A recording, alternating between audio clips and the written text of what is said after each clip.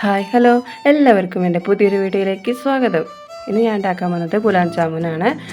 ഇത് പാല് വെച്ചിട്ടാണ് ഉണ്ടാക്കുന്നത്. പാല് തിളപ്പിച്ച് വറ്റിച്ച് അത് മാവയാക്കിയതിന് ശേഷമാണ് നമ്മൾ ഇത് ഉണ്ടാക്കിയെടുക്കുന്നത്. അപ്പോൾ എങ്ങനെയാണെന്ന് നോക്കിയാലോ.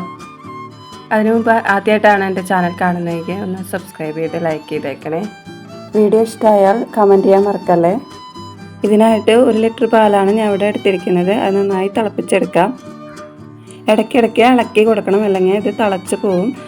തിളച്ച് പോകാതിരിക്കാനായിട്ട് തീ കുറച്ചും കൂട്ടിയായിട്ട് നമുക്കിത് വറ്റിച്ചെടുത്തിട്ട് വരാം. കുറച്ച് സമയം എടുക്കുന്ന പരിപാടിയാണ്, എന്നാലും ഉണ്ടാക്കി കഴിയുമ്പോൾ നല്ല സൂപ്പർ ടേസ്റ്റി ആയിട്ടുള്ള ഗുലാബ് ജാമുൻ നമുക്ക് ഉണ്ടാക്കാൻ പറ്റും.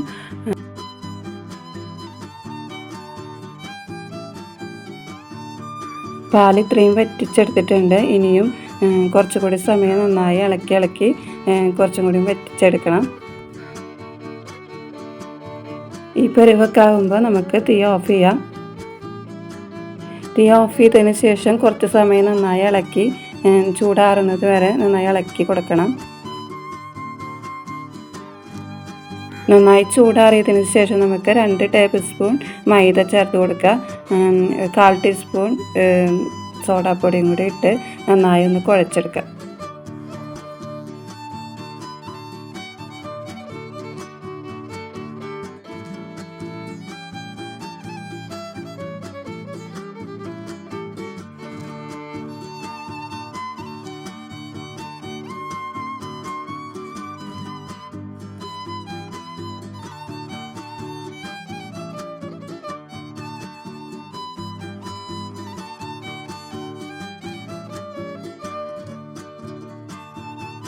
ഇതിലേക്ക് 1/2 ടീസ്പൂൺ നെയ്യും കൂടി ചേർത്ത് നമുക്ക് നന്നായി ഒന്ന് കുഴച്ചെടുക്കാം.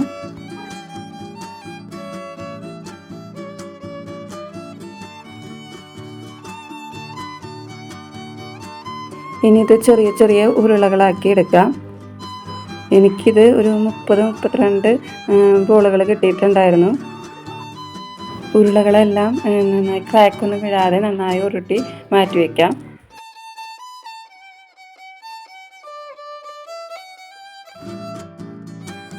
അങ്ങനെ നമ്മുടെ ഉരുളകളൊക്കെ ഇവിടെ റെഡി ആയിട്ടുണ്ട്. ഇനി നമുക്കിത് ഓരോന്ന് വറുത്തെടുക്കാം.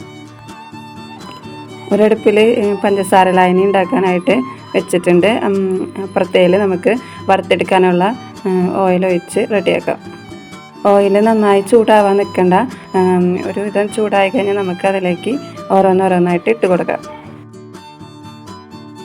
നന്നായി ചൂടായി എണ്ണയിലിടുമ്പോൾ പെട്ടെന്ന് ബോളുകളൊക്കെ കരിയും. അപ്പോൾ അതൊന്നും വേണ്ട. ഒരു മിനിമം ചൂടായി കഴിഞ്ഞാൽ നമുക്ക് ഓരോന്നോരോന്നായിട്ട് ഇട്ട് കൊടുക്കാം. ഇട്ട് കുറച്ച് കഴിയുമ്പോൾ ഈ ബോളുകളൊക്കെ നന്നായി വീർത്ത് പൊന്തി വരും. അപ്പോൾ നമുക്ക് അപ്പുറത്തേക്കൊക്കെ മറിച്ചിട്ട് കൊടുത്ത് വേവിച്ചെടുക്കാം. നന്നായി ബ്രൗൺ കളറായി വരുമ്പോൾ നമുക്കത് കോരി മാറ്റാം. അങ്ങനെ നമ്മുടെ ഗുലാബ് ജാമുൻ ഇവിടെ റെഡി ആയിട്ടുണ്ട്. നന്നായി ബ്രൗൺ കളറായിട്ടുണ്ട്. അത് നമുക്ക് കോരിയെടുത്ത് പഞ്ചസാര ലായനിലേക്ക് ഇട്ട് കൊടുക്കാം. ഇനി നമുക്ക് അടുത്തത് ഇതേപോലെ തന്നെ ചെയ്തെടുത്തിട്ട് വരാം.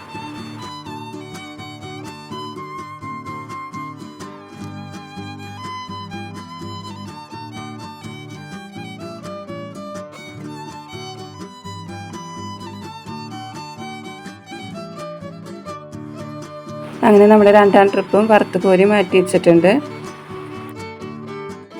അങ്ങനെ നമ്മുടെ ഗുലാബ് ജാമുൻ ഇവിടെ റെഡി ആയിട്ടുണ്ട്. നമുക്ക് ചൂടാറിയതിന് ശേഷം നമുക്ക് സെർവ് ചെയ്യാം.